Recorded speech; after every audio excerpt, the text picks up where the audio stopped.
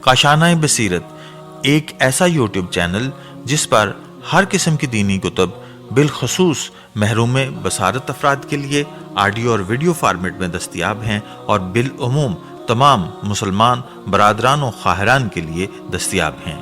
اس لیے آپ سے گزارش ہے کہ بیل آئیکن کو پریس کر کے ہمارے اس چینل کو ضرور سبسکرائب کیجیے تاکہ آئندہ آنے والی ہر کتاب آپ کو بر وقت ملتی رہے۔ کاشانۂ بصیرت، کاشانۂ بصیرت، کاشانۂ بصیرت، کاشانۂ بصیرت۔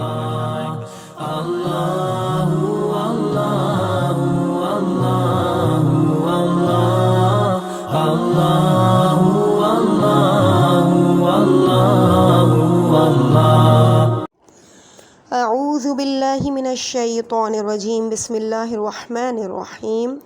رب اشرح لی صدری ویسر لی امری واحلل عقدۃ من لسانی یفقہوا قولی۔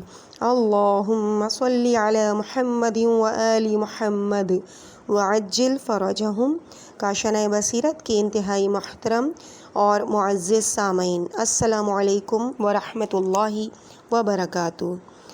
میں آپ کی ریڈر زہرا علی آپ کی خدمت میں حاضر ہوں کتاب ملاقات با امام زمانہ عجل اللہ تعالی فرجہ شریف کی پارٹ نمبر 2 کے ساتھ۔ اس کتاب کے مؤلف ہیں آقا سید حسن ابتہی، اور اس کتاب کا سرورق بھی بالکل پارٹ نمبر 2 کی طرح سے ہے، یعنی سیاہ بیک گراؤنڈ ہے اور اس پہ اورنج، بلو اور یلو کلر سے نقش و نگاری ہوئی ہے۔ جب ہم اس کتاب کو کھولتے ہیں تو اس کتاب کے اندر بھی ملاقات با امام زمانہ جلد دوم یعنی کتاب کا اور مؤلف کا نام لکھا ہے، اور ساتھ ہی مترجم کا نام بھی لکھا ہے۔ اس کتاب کو ولی عصر ٹرسٹ نے شائع کیا ہے، اس کا ترجمہ یعنی کیا ہے، اور اس کے جو مترجم ہیں ان کا نام ہے حافظ اقبال حسین جاوید، زیر اہتمام سید محمد شبر عباس مرحوم، ولی عصر ٹرسٹ، رتہ متہ جھنگ۔ یہ کتاب اس کی اشاعت ہوئی تھی 1990 میں، اور تعداد تھی کل کتابوں کی ملا کے 1000، اور اس کے بعد عرض ناشر کی ہیڈنگ ہے جو کہ ادارے کی طرف سے چند سطریں تحریر ہیں پڑھنے والوں کے لیے لکھا ہے کہ ادارہ ولی العصر ٹرسٹ کی تازہ کتاب ملاقات با امام زمانہ علیہ السلام جلد نمبر 2 آپ کی خدمت میں حاضر ہے۔ امید ہے کہ آپ اس کتاب کو پسند کریں گے۔ میری بارگاہ باری تعالیٰ میں دعا ہے کہ وہ یہ وسیلہ چہاردہ معصومین اور خصوصاً امام زمانہ علیہ السلام میری اس کاوش کو قبول فرمائے، اور اس اجر عظیم کے بدلے میرے والدین اور دیگر مرحومین کے درجات بلند فرمائے، آمین۔ غلام امام زمانہ سید محمد شبر عباس۔ پھر ہم جب صفحہ پلٹتے ہیں تو انتساب بھی انہی حضرت کی طرف سے تحریر ہے، اور وہ لکھتے ہیں کہ میں اپنی اس کتاب کو ابو الائمہ امیر المومنین حضرت علی ابن ابی طالب علیہ السلام کی خدمت میں بطور ہدیہ پیش کرتا ہوں، خاک پائے ابو تراب سید محمد شبر عباس۔ اس کے بعد فہرست کی ہیڈنگ ہے، اور اس کتاب میں بیان کیے جانے والے تمام جتنے بھی جو ہیڈنگز ہیں انہیں فہرست میں پیش کیا ہوا ہے، جو کہ میں آپ کے سامنے ریڈ کر دیتی ہوں۔ نمبر 1 پیش گفتار، نمبر 2 خصوصیات کتاب، نمبر 3 چرائیں حکایات، نمبر 4 حافظ القرآن، نمبر 5 باجدیت کامل بمقصود رسید، نمبر 6 خلوص و انفقاء، نمبر 7 مہربان تسرین مہربان، نمبر 8 عشق و علاقہ و تشرف بمحضر حضرت بقیت اللہ ارواحنا فدا، نمبر 9 امام علیہ السلام کے ساتھ محبت، خدا کے ساتھ محبت، نمبر 10 مصارف حصہ از سر چشمہ ولایت، نمبر 11 شکر نعمت، نمبر 12 با ایراز عطیات پرہیز کرو، نمبر 13 زیارت جامعہ در محضر حضرت بقیت اللہ ارواحنا فدا، نمبر 14 دمشق شہر میں، نمبر 15 23 رمضان المبارک کی رات، 16 محاسبہ اور مراقبہ، 17 اعتکاف کی اہمیت، 18 چشم دل باز کن، 19 کینہ توزی اور انتقام جوئی، 20 خوف خدا، 21 مقام خلوص، 22 تشرف حاجی محمد علی فشدی، 23 کسی کو ناراض نہ کرو، 24 تمام لوگ امام زمانہ کے دوست نہیں، 25 یہ مثال آگاہ کرنے کے لیے ہے، 26 اہمیت اخلاص، 27 تربیت شاگردان اور 40 عدد کے فوائد، 28 تشرف شیخ محمد تقی مازندرانی، 29 موت کے وقت امام زمانہ تشریف لاتے ہیں، 30 روحانی امراض کی اہمیت، 31 کیا کریں تاکہ امام زمانہ کو خواب میں دیکھیں، 32 7 دن امام زمانہ علیہ السلام کی خدمت میں گزارے، 33 امام زمانہ نے خون دھویا، 34 امر بالمعروف و نہی عن المنکر با تشرف آقائی بافقی، 35 تشرف نوجوان عاشق، 36 استعداد ہو تو تشرف ممکن ہے، 37 ادعانیابت خاصہ، 38 رویائے ہائے صادقہ، 39 حدیث لوح، 40 سید و آقا عوائم وجود، 41 دعا برائے ظہور فرج، 42 حاجات امام زمانہ علیہ السلام سے طلب کریں، 43 صبح کی نماز ہر روز امام زمانہ کی اقتداء میں پڑھتا ہے، 44 برے معاشرے میں اولاد کو آزاد نہ چھوڑو، 45 امام زمانہ کی خدمت میں حاضر ہو کر شرف زیارت حاصل کرنے کے چند واقعات، 46 امام زمانہ امام حسین علیہ السلام کے عزاداروں میں فریاد کو پہنچتے ہیں، 47 دنیا کی مصیبتوں کی وجہ سے تزکیہ نفس، 48 خواص آیات سورۃ الحشر، 49 تشرف و نجات از مرگ، 50 آیت اللہ بروجردی بھی رابطہ رکھتے تھے۔ تو یہ تو تھی فہرست جس میں کل 50 پوائنٹس تھے، 50 فہرستیں تھیں اور میں نے آپ کے سامنے پیش کی۔ اس کے بعد اب باقاعدہ کتاب کا پیش گفتار سے آغاز ہو رہا ہے۔ سب سے پہلے لکھا ہے تسمیہ، یعنی بسم اللہ الرحمن الرحیم۔ پیش گفتار: میں ملاقات با امام زمانہ علیہ السلام کتاب کی دوسری جلد نہیں لکھنا چاہتا تھا اور اب بھی لکھنے کو جی نہیں ہے۔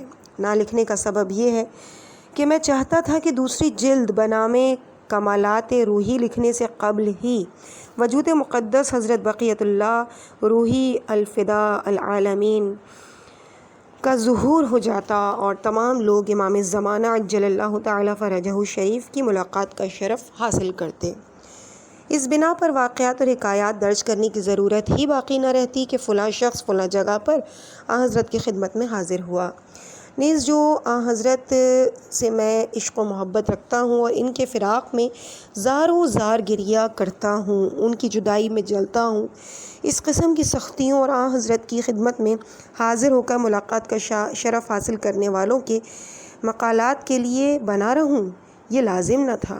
لیکن بعض لوگ اس چیز کے منکر ہیں، آن حضرت سے ملاقات کی تکذیب کرتے ہیں اور آن حضرت کے بلند اور باعظمت مقام سے آشنائی نہیں رکھتے، اس لیے لکھنے پر آمادہ ہوا ہوں۔ خداوند کریم کی ذات گواہ ہے کہ جب سے کتاب پرواز روح اور مسئلہ غیبی اور ملاقات با امام زمانہ لکھی ہیں، امام ولی العصر عجل اللہ تعالی فرجہ شریف کے دوست اس بات سے واقف ہوئے ہیں کہ میں بھی حضرت فاطمۃ الزہرا سلام اللہ علیہا کے یوسف کے خریداروں میں سے ہوں۔ سو تر کے ایک گولے کے ذریعے خریدار ہوں۔ شاید ہی ایسا کوئی دن ہو جس دن میں ایک یا چند افراد آن حضرت کے دوست مجھے نہ ملتے ہوں اور خواب میں یا ظاہری طور پر بیداری کی حالت میں حضرت بقیت اللہ ارواحنا فدا کے ساتھ ملاقات کا واقعہ بیان نہ کرتے ہوں اور میرا افسردہ دل جو آن حضرت کے فراق میں جل رہا ہے زیادہ افسردہ نہ کرتے ہوں۔ اگر آپ میری جگہ پہ ہوتے تو غش نہ کرتے، حسرت نہ کرتے، آہو فریاد نہ کرتے کہ میں اس علم فیض سے کیوں محروم رہوں۔ میں ایسی ملاقات سے کیوں نہ فائدہ اٹھاؤں؟ تمام دنیا کے افراد حضرت کے مقدس وجود سے فائدہ کیوں نہ حاصل کریں؟ کیا یہ ایسا مقام نہیں ہے کہ میں لوگوں سے دور تنہائی کے عالم میں گوشے میں بیٹھ کر اپنا سر زانوں پر رکھ کر افسوس کی وجہ سے اس قدر گریا کروں کہ جان دے دوں؟ فراق کا درد کس قدر مشکل ہے اور قابل تحمل نہیں۔ اس کے بعد فارسی میں کچھ اشعار تحریر کرتے ہیں۔ زبان قومِ ندارد سر بیان فراق، وگر نہ شرح دہم باتوں داستان فراق، دریغ مدت عمرم کے بر امید وصال، بسر رسید و نیامد بسر زمان فراق۔ اور کافی اشعار اس کے ساتھ فارسی کے تحریر فرمائے۔ پھر لکھتے ہیں کہ بہرحال اگر تو حضرت کے مقدس وجود کا منکر ہے یا ظہور کا منتظر نہیں ہے، یا امام زمانہ علیہ السلام کا ظہور تیرے فوائد کے خلاف ہے اور اپنے آپ کو تلقین کرتا ہے کہ امام ولی العصر علیہ السلام تشریف نہیں لائیں گے، یا غیبت کبریٰ میں امام آخر الزمان علیہ السلام کی ملاقات کو محال سمجھتا ہے اور انکار کرتا ہے، تو سکون میں ہے، اس لیے کہ تو معنی یہ انسانیت خلقت کے مقصد اور حقیقت و واقعیت کو نہیں سمجھتا، اور حقیقی محبت کی بو بھی نہیں دیکھی اور انہیں افسانہ تصور کیا۔ بہرحال میں حضرت کی مدد سے جانتا ہوں کہ تو 10% واقعات یقینی سمجھتا ہے، پھر بھی تو اپنے آپ کو تلقین کرتا ہے کہ بیان نہیں کرنے چاہیے، بیان نہیں کیا جائے گا۔ اگر تو سنے تو انہیں جھٹلائے گا، کہے گا کہ خبر واحد ہے، انہیں حجیت سے گرا دے گا اور انکار کرے گا۔ تو چاہتا ہے کہ اپنے اندھے دل کی پیروی کرے اور ہمیشہ اپنے آپ کو جہل مرکب کی طرح رکھے۔ اس کتاب میں اس قدر واقعات کو صحیح اسناد کے ساتھ تحریر کروں گا کہ تجھے معلوم ہو جائے گا کہ تواتر اجماعی موجود ہے۔ علاوہ ازیں اکثر لوگ خالص شیعوں نے حضرت کے مقدس وجود کو دیکھا ہے، صرف تو تنہا انکار کرتا ہے، تو اس عظیم فیض سے محروم ہے اور حضرت سے استفادہ نہیں کیا۔ چلو شاید تمہیں بھی ہدایت ہو جائے، مجبوراً ہی صحیح، شاید کہ حضرت عجل اللہ تعالی فرجہ شریف کے وجود مقدس کا معتقد ہو جائے اور آئندہ لوگوں کے لیے سد راہ نہ بنے، چشمہ حیات تک لوگوں کے پہنچنے کے لیے رکاوٹ نہ بنے۔ اس کے بعد اگلے پیج پہ تحریر فرماتے ہیں کہ یہ کتاب میلاد مسعود حضرت بقیت اللہ ارواحنا فداء العالمین لتراب کی رات، یعنی 15 شعبان المعظم ہجری 1404 قمری میں، جبکہ ملاقات با امام زمانہ کی پہلی جلد کا پہلا ایڈیشن چھپا تھا، لکھی۔ امید رکھتا ہوں کہ حضرت کی بارگاہ میں مقبول ہوگی۔ صفحہ نمبر 12 پہ تحریر ہے کہ اس کتاب کی کیا کیا خصوصیات ہیں۔ پہلی خصوصیت یہ ہے، ہیڈنگ ہے پہلی خصوصیت، اس کتاب میں فقط واقعات ہی درج نہیں کیے بلکہ کہ فلاں شخص حضرت بقیت اللہ کی خدمت میں حاضر ہوا، بلکہ ان واقعات کے ضمن میں جو شخص حضرت کی خدمت میں حاضر ہونے کا شرف حاصل کر کے سیر و سلوک کے مراحل سے گزرا اور تزکیہ نفس، معرفت حضرت، قرب اللہ کے متعلق بھی مختصر سی وضاحت کی گئی ہے۔ حضرت کے وجود مقدس کے ساتھ ارتباط کی راہ کے بارے میں بھی مختصر توضیح کی گئی ہے۔ جو لوگ اس چیز کی طرف مائل ہیں کہ تزکیہ نفس کریں، ان کے لیے اس کا مطالعہ انشاءاللہ بہت مفید ہوگا۔ دوسری خصوصیت یہ ہے کہ اس کتاب میں جو واقعات اور حکایات درج ہیں ان میں مختصر تصرف کا امکان موجود ہے، بعض کو بطور مثال ذکر کیا گیا ہے، اس لیے ان میں الفاظ کی کمی اور زیادتی کا امکان ہے۔ جس میں تصرف نہیں، اس کی ابتدا میں لکھا جائے گا کہ حکایت کمی اور زیادتی کے بغیر نقل کی گئی۔ تیسری خصوصیت، اس کتاب میں قارئین کتاب کے لیے انسانیت کے آخری مقصد تک رسائی حاصل کرنے کے لیے قرآن کریم کی آیات اور احادیث اور روایات کی تائید مد نظر رکھی گئی ہے۔ امید ہے کہ جو کچھ امام عصر ارواحنا فدا عجل اللہ تعالی فرجہ شریف کی رضائیت کا معجب ہے، صرف وہی اس کتاب میں درج کیا گیا ہے۔ چوتھی خصوصیت یہ کہ یہ کتاب اس انداز میں لکھی گئی کہ پڑھنے والا اکتا نہ جائے، کمالات کے مراحل قدم بقدم طے کرنے کی تعلیم دیتی ہے، متشرفین کی حکایات کو بطور نصیحت بیان کرتی ہے، روحی کمالات تک پہنچنے کے لیے انسان کے اندر حالت عشق ایجاد کرتی ہے، روح کو پرواز عطا کرتی ہے، انسان کو عالم بالا کی طرف متوجہ کرتی ہے۔ عمل کرنے والوں کا حضرت امام زمانہ علیہ السلام کے ساتھ ارتباط روحی برقرار کرتی ہے۔ جو کچھ تحریر کیا گیا ہے، فقط اسے پڑھنے سے ہی ہماری گفتگو کی حقیقت آپ کے لیے واضح ہو جائے گی۔ پانچویں خصوصیت، اس کتاب میں کوشش کی گئی ہے کہ زیادہ تر ایسے واقعات تحریر کیے جائیں اور ایسے لوگوں کی حکایات درج کیے جائیں جنہوں نے حضرت کو دیکھا ہے اور پہچانا بھی ہے۔ یہاں یہ بات بیان کرنا ضروری ہے کہ بعض لوگ کہتے ہیں کہ اگر حضرت بقیت اللہ علیہ السلام کو دیکھنے کا موقع میسر ہو بھی جائے تو پہچان نہیں سکتے۔ معلوم نہیں کہ یہ قول فصل جو نہایت ہی جدید ہے اور اس کے اس بات پر کوئی دلیل وجود نہیں رکھتی، کہاں سے پیدا ہوا، اس لیے کہ آج تک کہتے تھے کہ حضرت علی ابن محمد سمری امام حضرت بقیت اللہ علیہ السلام کے چوتھے نائب کی توقیع میں وارد ہوا ہے کہ اگر کوئی دعویٰ کرے کہ میں نے امام زمانہ علیہ السلام کو دیکھا ہے تو وہ جھوٹا ہے، اور اس کا مطلب یہ ہے کہ غیبت کبریٰ کے زمانے میں حضرت کو کبھی دیکھا نہیں جا سکتا۔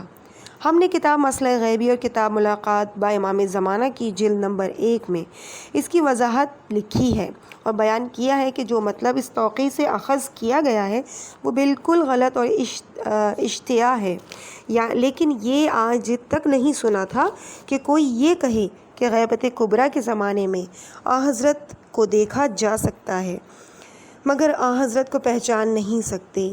حضرت کو کیوں نہیں پہچان سکتے؟ جو لوگ یہ دعویٰ کرتے ہیں ان کے پاس کون سی دلیل ہے؟ اگر بعض رائٹروں نے بعض حکایات جن میں ذکر ہوا ہے کہ چند اشخاص نے حضرت کو نہیں پہچانا اس سے نتیجہ نکالا ہے، تو پھر انہیں چاہیے تھا کہ ان حکایات کو ملاحظہ فرماتے جن میں یہ وضاحت کی گئی ہے کہ بہت سے افراد اور بزرگ علماء نے حضرت کو پہچانا ہے، مثلاً سید بحر العلوم علامہ ہلی، سید ابن طاؤس، مقدس اردبیلی، شیخ مرتضیٰ انصاری حضرت کی خدمت میں حاضر ہوئے ہیں اور اسی وقت امام زمانہ علیہ السلام کو پہچان بھی لیا ہے۔ اس بنا پر میں یہ کہنے میں حق بجانب ہوں کہ یہ قول فصل عجولانہ اور غیر صحیح ہے۔ دانش مندوں میں سے جو افراد حضرت بقیت اللہ ارواحنا فدا کے ساتھ کاملاً عقیدت رکھتے ہیں وہ جانتے ہیں کہ یہ فکر اور عقیدہ قابل قبول نہیں ہے۔ ممکن ہے کہ بعض علماء و مصنفین نے غفلت سے کام لیا ہو، اس لیے کہ ان کی خاطر ملاقات با امام زمانہ جلد اول سے ایک فہرست درج کرتے ہیں۔ جو اشخاص امام زمانہ علیہ السلام کی خدمت میں حاضر ہوئے اور اسی وقت حضرت کو پہچان لیا، ان حکایات کا فقط نمبر شمار لکھنے پر اکتفا کی جاتی ہے۔ خدا وند کریم ہم سب کو خطا و اشتباہ سے محفوظ رکھے۔ ان حکایات میں تصریح کی گئی ہے اور ان کے نام بھی موجود ہیں جنہوں نے حضرت امام زمانہ علیہ السلام کی خدمت میں حاضر ہو کر اسی وقت حضرت کی شناخت کر لی۔ اس کے بعد انہوں نے مصنف نے نمبر تحریر کیے ہیں کہ جن نمبرز کی حکایات جو کہ ملاقات با امام زمانہ کی جلد نمبر 1 میں تھیں اور اس میں ملنے والوں نے فوراً امام زمانہ کو پہچان بھی لیا تھا، اور وہ نمبر یعنی وہ حکایات ہیں نمبر 1، 3، 4، 5، 9، 10، 12، 17، 18، 19، 20، 21، 22، 27، 28، 29، 30، 31، 32، 33، 34، 35، 36، 38، 39، 40، 41، 42، 43، 44، 45، 46، 47، 48، 49، 52، 53، 54، 55، 56، 57، 60، 61، 62، 63، 64، 65 اور 70 اور 68۔ اس کتاب جلد دوم میں بھی ایسے افراد کا ذکر ہوا ہے کہ جو اس عظیم فیض سے مستفید ہوئے ہیں اور ان کے حالات اور شرح بھی ملاحظہ فرمائیں گے۔ اس کے بعد اگلے پیج پہ یعنی پیج نمبر 16 پہ ان حکایات کو ہم کیوں لکھتے ہیں کی ہیڈنگ موجود ہے۔ بیان کرتے ہیں کہ کبھی کبھار میرے دوستی کی بنا پر پوچھتے ہیں کہ آپ امام زمانہ علیہ السلام کی خدمت میں حاضر ہونے والوں کی حکایات اور واقعات لکھ کر کیوں چھاپتے ہیں؟ میں خیال کرتا ہوں کہ حضرت کے منکرین کے لیے امام علی مقام کے مقدس وجود کے اثبات پر بہترین دلیل ہے۔ علاوہ ازیں انسان ان واقعات کے وسیلے سے حضرت کے مقدس مقام کی طرف متوجہ ہوتا ہے۔ بہت سے لوگوں کو دیکھا ہے کہ اس کتاب کا مطالعہ اور اس قسم کی اور دیگر کتابوں کا مطالعہ کرنے سے فیوز و برکات سے مستفیض ہوئے ہیں۔ بعض افراد کو میں نے خود دیکھا کہ اس قسم کی کتابوں کو پڑھنے کے بعد مہلک بیماریوں سے شفا حاصل کی جو لا علاج تھیں، بلکہ تمام ڈاکٹروں نے جواب دے دیا تھا، بالکل صحیح اور سلامتی سے مایوس ہو چکے تھے، مگر امام زمانہ علیہ السلام کی وساطت سے شفا پائی۔ سن ہجری 1351 اور 1355 تک کے سالوں یعنی 1351 سے 55 تک کے سالوں میں اس موضوع نے مجھے اس قدر اپنی طرف جذب کیا کہ میں ہر ہفتے اپنے ہاتھ میں یہ اعلامیہ اشتہار بنام قاصد امید لیے ہوئے اس میں سے ایک چھوٹا سا مقدمہ، ایک معجزہ اور چند سطریں نتیجے کے عنوان سے لکھی ہوئی تھیں، بعض دوستوں اور قانون بحث و انتقاد دینی کے کارکنوں کے ہمراہ اسپتالوں میں جاتا تھا۔ یہ قانون بحث و انتقاد دینی جو تھا یہ خود مدرسہ تھا آقا سید حسن ابتہی کا۔ پھر بیان کرتے ہیں اور مریضوں کا اعلامیہ دیتا تھا۔ اس عمل کو انجام دینے کا مقصد یہ تھا کہ میرے خیال کے مطابق یہ مریض ایسی حکایت پڑھتے اور طبعی طور پر روحی اور معنوی قوت سے مدد حاصل کریں گے۔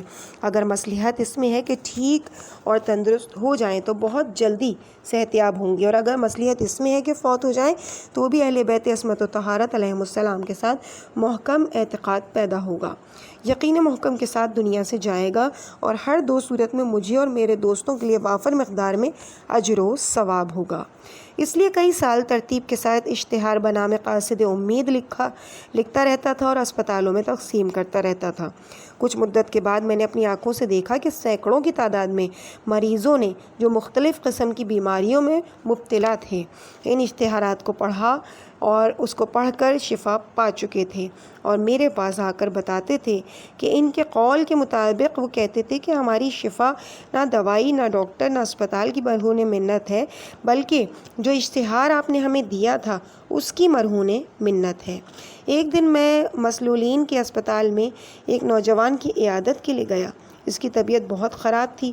اس کی چارپائی کے قریب گیا۔ اس نے آنکھ کھولی اور مجھے کہا، آقا، ڈاکٹروں نے مجھے مایوس کر دیا ہے، میرے لیے دعا فرمائیں۔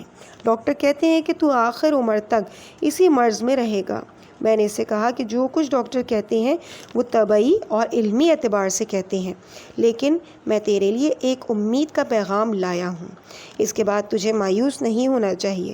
اس اشتہار کو پڑھو، انشاءاللہ خوب بہتر ہو جاؤ گے۔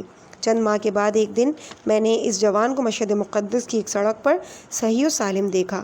میں نے اسے ابتدا میں نہیں پہچانا۔ وہ میرے سامنے آیا، سلام کیا۔ وہ چاہتا تھا کہ میرے ہاتھ اور پاؤں کا بوسہ لے، اور روتے ہوئے کہتا تھا، آقا، آپ ہی وسیلہ بنے اور مجھے شفا ملی۔ میں اجمالی طور پہ متوجہ ہوا کہ یہ جوان ان افراد میں سے ہے جنہیں میں اسپتال میں مقاصد امید کے اشتہار پڑھنے کے لیے دے کر آتا تھا اور اس کے ذریعے سے شفا حاصل کرتے تھے۔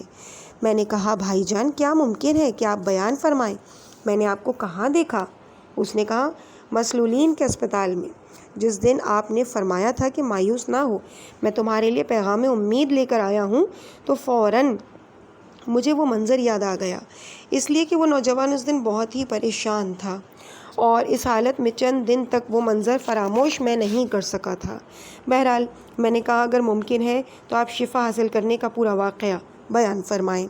اس نے کہا کہ اگر آپ کو یاد ہو تو آپ جمعرات کے دن ظہر کے بعد ہسپتال میں میری عیادت کے لیے تشریف لائے تھے اور وہ اشتہار قاصد امید مجھے عنایت فرمایا تھا۔ میں نے اسی وقت اسے پڑھنا شروع کر دیا اور تھوڑا سا مطالعہ کیا۔ میں نے خیال کیا کہ حیف ہے کہ اس وقت اسے پڑھوں، چونکہ لوگوں کی آمد و رفت تھی اور ایسی صورت میں ممکن نہیں تھا کہ دل کی کیفیت خلوص برقرار رہے۔ اس بنا پر رات کے آخری حصے میں اسے پڑھا اور حضرت بقیت اللہ ارواحنا فدا کی بارگاہ میں استغاثہ کیا۔ حضرت کی خدمت میں عرض کیا کہ آقا جہاں جس شخص کا نام اس اشتہار میں ذکر کیا گیا ہے اسے شفا ملی ہے اور مجھ میں اور اس میں کیا فرق ہے؟ آخر کار اس قدر گریہ کیا کہ آنکھ لگ گئی، بے حال گر پڑا تھا اور خواب دیکھتا تھا جو اب مجھے یاد نہیں ہے، لیکن وہ بیماری جو آپ نے دیکھی تھی آپ کو معلوم ہے کہ عجیب کیفیت تھی۔ میں صبح جس وقت متوجہ ہوا تو اس کا نام و نشان بھی باقی نہ تھا، بالکل تندرست ہو گیا تھا۔ ڈاکٹر نے بھی مجھ سے کہا کہ تو نے جو کتابچہ پڑھا اس سے تیرا ایمان مضبوط ہوا اور اس کے مطالعے کے اثر سے تیرا علاج ہوا، لیکن میں خود معتقد ہوں کہ جو قدرت و طاقت اہل بیت اطہار علیہم السلام کے ساتھ مربوط ہے اس کے ذریعے سے علاج ہوا۔ بہرحال اس قسم کے واقعات بہت ہیں، خصوصاً کتاب پرواز روح اور ملاقات با امام زمانہ لکھنے کے بعد بہت ہی زیادہ ہیں۔ اگر میں انہیں لکھنا شروع کر دوں تو ایک مستقل اور بہت بڑی کتاب بنتی ہے۔ اس بنا پر اس تجربے سے اور ایسے فوائد حاصل ہونے کے بعد میں نے سوچا کہ جس قدر ممکن ہو ان واقعات کو، خصوصاً جو حضرت بقیت اللہ ارواحنا فدا علیہم السلام کے ساتھ مربوط ہیں، زیادہ سے زیادہ تحریر کروں تاکہ حضرت کے دوست زندگی کی پریشانیوں سے شکست نہ کھائیں اور مایوس نہ ہوں۔ اسی زمن میں ایک حکایت قم مقدسہ میں جناب آقای شیخ محمد تقی ہمدانی کے متعلق مشہور تھی۔ دوستوں نے مختلف انداز میں نقل کی، مگر میں اپنی لکھی ہوئی کتاب داستانوی شگفت سے تھوڑی سی تغیر عبارت کے ساتھ درج کر رہا ہوں۔ معظم لے نے فرمایا کہ بروز سوموار 18 صفر المظفر ہجری سن 1397 قمری یعنی 1397 ہجری قمری اچانک شمیران کی پہاڑیوں سے 2 نوجوان گر کر فوت ہو جانے کی وجہ سے میری زوجہ پر سکتہ طاری ہو گیا اور سخت بیمار ہو گئی۔ ہم نے جتنے ڈاکٹر کو دکھایا اور جتنا بھی علاج کرایا فائدہ مند نہ ہو سکا، یہاں تک کہ 22 صفر شب جمعہ یعنی اپنی بیوی کی بیمار ہونے سے 4 دن کے بعد تقریباً رات کے 11 بجے آرام کرنے کے لیے میں اپنے کمرے میں گیا۔ میرے دل میں خیال آیا کہ قرآن کریم کی چند آیات تلاوت کروں، شب جمعہ کی دعائیں پڑھوں اور حضرت بقیت اللہ علیہ السلام کی بارگاہ میں التجا کروں کہ میری بیوی کی بیماری دور ہو۔ اللہ تعالیٰ کی بارگاہ میں شاید حضرت کو اذن ملے اور شفا عنایت فرمائے اور ہماری فریاد کو پہنچیں۔ میں براہ راست خدا کی بارگاہ میں عرض گزار نہ بنا اور حضرت کی خدمت میں التجا کی۔ سبب یہ تھا کہ اس واقعے سے تقریباً 1 ماہ قبل یعنی میری بیوی کی بیماری سے 1 مہینے پہلے میری چھوٹی بیٹی فاطمہ نے مجھ سے یہ خواہش کی تھی کہ جن لوگوں پر حضرت بقیت اللہ روحی الفدا کی عنایات ہوئی ہیں، مولا نے احسان فرمائے ہیں، ان کی داستان اور واقعات سناؤں۔ میں نے بھی اپنی 10 سالہ بیٹی کی یہ بات مان لی اور کبھی کبھی حاجی نوری کی کتاب نجم الثاقب پڑھ کر اسے سناتا تھا۔ اس اعتبار سے خیال آیا کہ سینکڑوں افراد حضرت کے وسیلے سے اپنی مرادیں حاصل کر چکے ہیں، تو میں کیوں نہ وسیلہ قرار دوں اور اپنی حاجتیں طلب کروں۔ جیسا کہ پہلے کہا ہے، تقریباً رات کے 11 بج رہے تھے۔ حضرت کی بارگاہ میں عرض کی، غمگین دل اور آنسوؤں سے پر آنکھوں کے ساتھ سو گیا۔ نصف شب جمعہ سے 4 گھنٹے بعد معمول کے مطابق بیدار ہوا۔